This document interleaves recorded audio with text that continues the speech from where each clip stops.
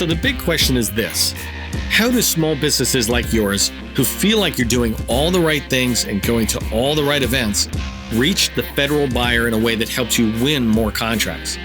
That is the question, and this is the place to get your answers. My name is Neil McDonnell. Welcome to the GovCon Chamber of Commerce.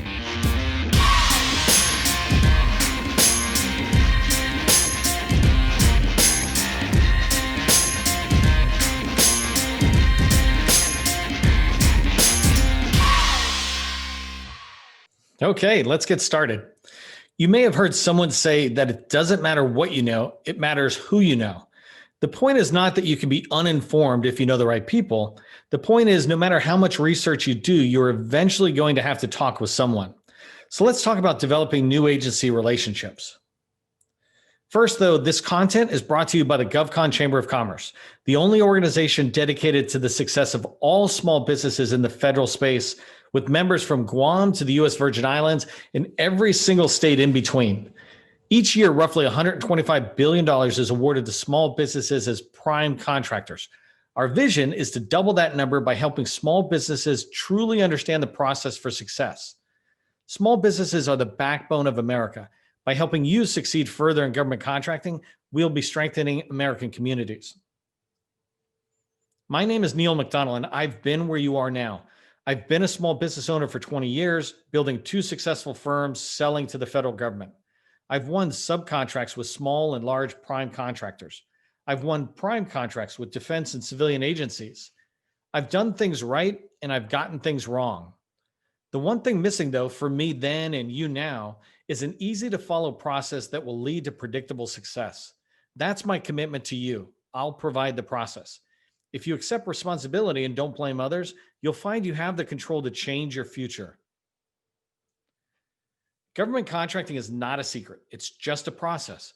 And the GovCon sales process includes BD, capture, and proposal writing. Look for my other videos about the GovCon sales process. An important part of business development is to develop relationships with key stakeholders in your primary agency.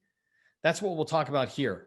Specifically, I'll go over focuses of receptivity, or advocates, focuses of dissatisfaction, or the program office folks, and finally, focuses of power, or contract staff.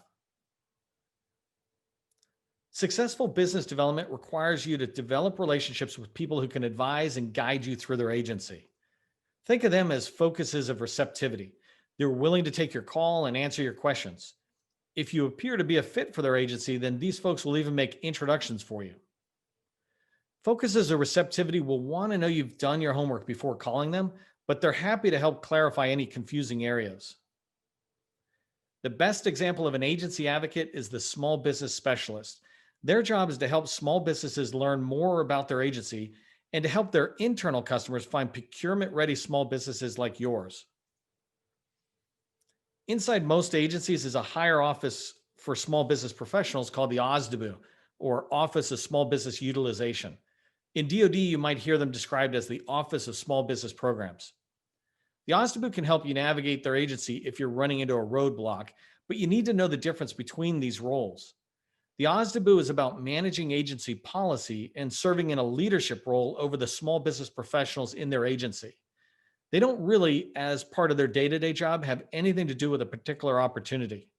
Compare that to the small business specialist, who basically is tracking every opportunity and communicates with both the program office and the contracting office on a regular basis. Another great set of relationships to establish to help you learn more about an agency is a fellow small business. Find one who has experience in your target agency, let's say $5 or $10 million in revenue, that might be willing to share some guidance over coffee. You can find them in USA Spending and then do research to get a name and number to call. It's great to talk with someone who's done what you want to do in an agency you're pursuing. Finally, large prime contractors have dedicated small business liaison officers, or SBLOs. Reach out to them to learn more about the agency and how you might support that large firm.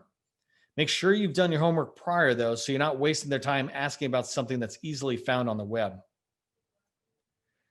The Coast Guard has a great small business website that I wanted to point out as an example. On the homepage, there's a wealth of information, including a points of contact section down here in the bottom right. If you look at this section, You'll see they provide contact information for their 20 or so small business representatives and a list of large prime contractors along with points of contacts. This is a great way to get started finding focuses of receptivity. The ultimate buyer of your products and services will be the program office. You want to learn which program office needs what you sell. I call these folks focuses of dissatisfaction. They're the people most likely to have a problem with the current system or vendors and would be open to hearing how you might help. In my other video about developing agency knowledge, I mentioned learning the problems and challenges facing your primary agency. Those challenges are identified by the program office folks relevant to what you sell. They're also the ones who set the long-term goals and short-term objectives relevant to what you sell. That's why they're so important to you and your business development efforts. They're looking for subject matter experts or SMEs like you to provide industry best practices and lessons learned that'll help shape the decisions they make. One last group that can be considered focuses of dissatisfaction are the internal users of what you sell. For example, if you sell software development, which is managed by the IT department, the HR department might value talking with you about challenges they face that could be resolved with a new application.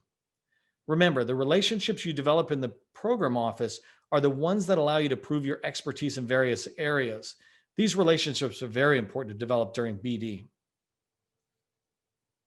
The last main group of people you want to develop relationships with are the acquisition folks. This is basically the contracting office supporting the program office you want to sell to. Some agencies are small and have one contract office. Others are large and have multiple ones. Make sure you identify the one that processes what you sell. Contracting personnel are the focuses of power in an agency. While there are many people who can influence strategy and opportunity scope, only contracting officers award a contract. A great way to identify contracting officers is through FBO or now sam.gov. Just find opportunities active or previously listed that align to what you sell. Generally, the contracting officer will be listed there. The contract specialist may also be listed there. They're part of the acquisition team supporting the contracting officer.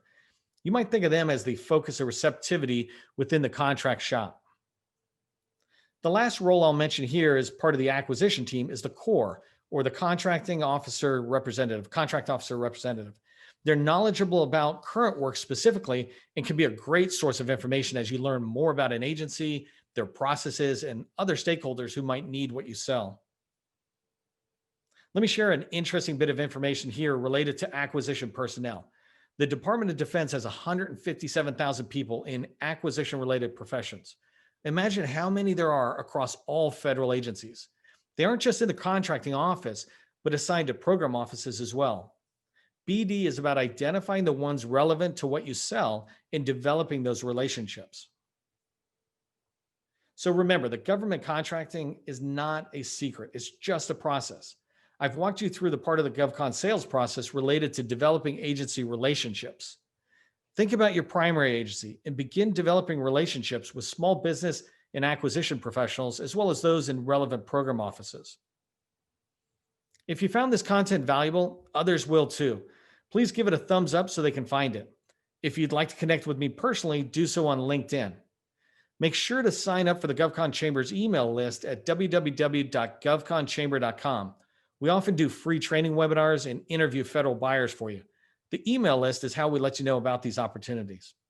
Finally, please consider becoming a sustaining member of the GovCon Chamber of Commerce. I'm Neil McDonnell, wishing you great success.